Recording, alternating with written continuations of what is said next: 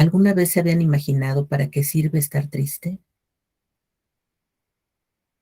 La verdad es que nos han enseñado que estar triste es malo, que te vas a enfermar, que te va a dar depresión. La gente dice, échale ganas, tienes que salir adelante, tienes un montón de motivos por los cuales seguir, no llores, vete a trabajar, haz ejercicio, todo con tal de evitar la tristeza, cuando el camino es al revés. La tristeza de primera intención es una emoción que te obliga a tocar la realidad. Por eso no nos gusta. Comienza cuestionándote muy fuerte, ¿no?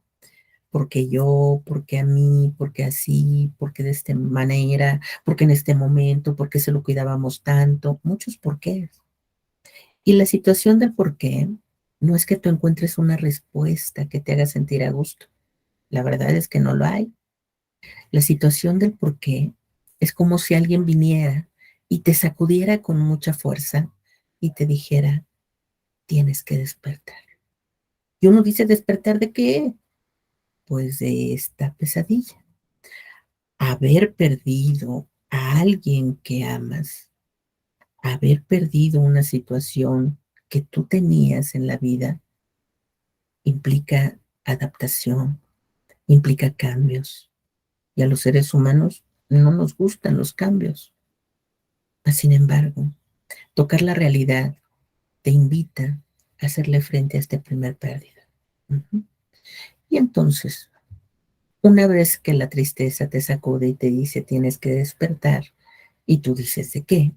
Bueno, en algún momento de la vida aprendimos a vivir como si fuera un péndulo, de estos que se balancean toda la vida, y entonces cuando te balanceas toda la vida vas de un extremo al otro y no te das cuenta. En la tristeza, ese péndulo cuando se balancea hacia este lado, es como si con la imaginación tú viajaras al pasado. Y entonces en el pasado te empiezas a acordar de antes, cuando estábamos juntos, cuando todo estaba bien, cuando todo era bueno, cuando las cosas eran diferentes, antes. Y luego viene el hubiera, porque una parte de nosotros sabe, está consciente que el hubiera no existe.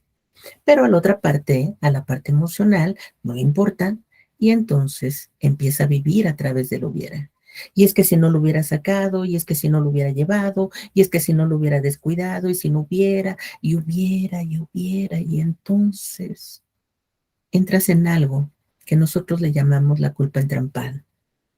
Y te entrampas, te atoras, porque esa culpa te hace creer que hiciste algo que estuvo mal o que no hiciste algo y que también estuvo mal. Es una fantasía que te empieza a hacer sufrir mucho. Te hace creer que estuvo en tu mano haber hecho cambios o en las manos de alguien más, ¿no? Y la verdad es que no. Así como los seres humanos, nuestras mascotas también son cíclicos.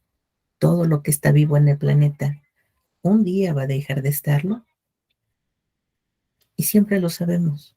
Pero una cosa es saberlo y otra cosa es vivirlo, ¿no?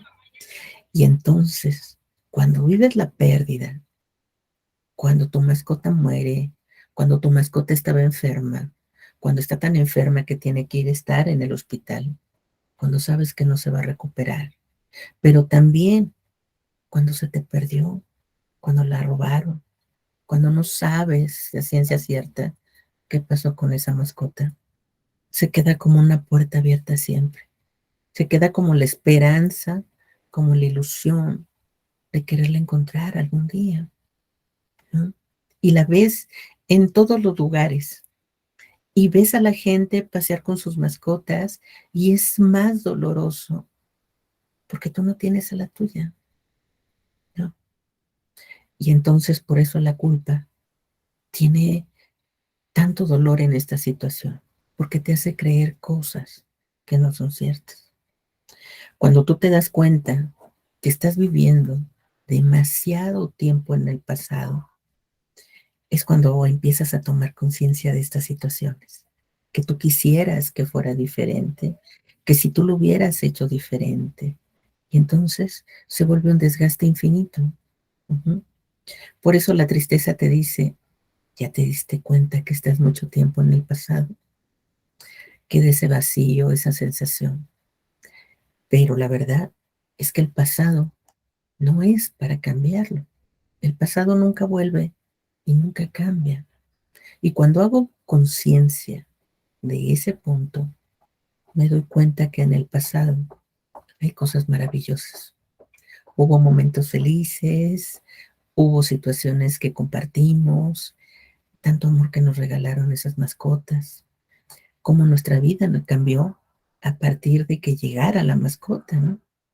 ¿Cuántas veces no nos ha pasado que de repente tú quieres mucho a tu mascota y alguien de la familia cuando llegó esa mascota dijo, ay no, hazlo para allá, yo no quiero, y un perro, un gato, y al final terminan cuidándolo y queriéndolo más que tú?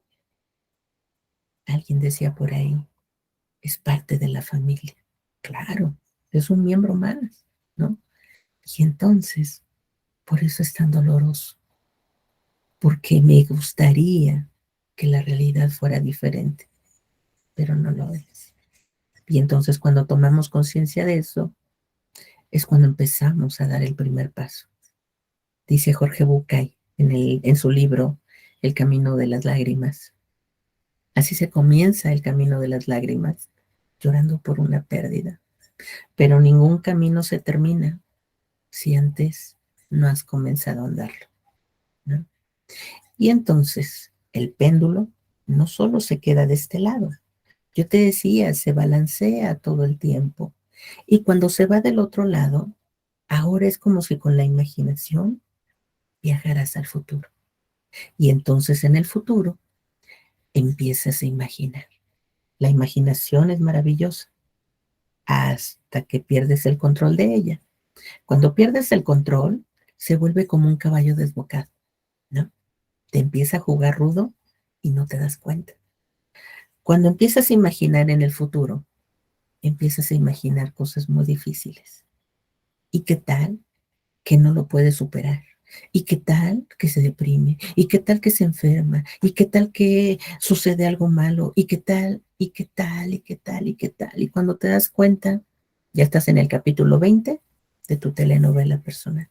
No porque haya pasado, ¿eh? Te imaginas que puede pasar. Y entonces es cuando empiezas a vivir con mucho dolor, con mucho sufrimiento. Porque fíjate, Buda decía hace muchos años en sus escritos, el dolor en una pérdida es inevitable, pero el sufrimiento es opcional. Y el dolor es inevitable porque a los seres humanos nos encanta creer que nada va a cambiar, que nadie se tiene que ir, que nada se tiene que terminar, que nadie tiene que morir. Y cuando la vida se presenta frente a ti, todo eso sucede, ¿no? Y es doloroso, mucho. Ujú. Pero decía, el sufrimiento es opcional, porque el sufrimiento surge a partir de que yo me peleo con algo que ya me está sucediendo. Es decir, ya está la pérdida, pero de repente yo no sé dónde poner todo lo que yo siento.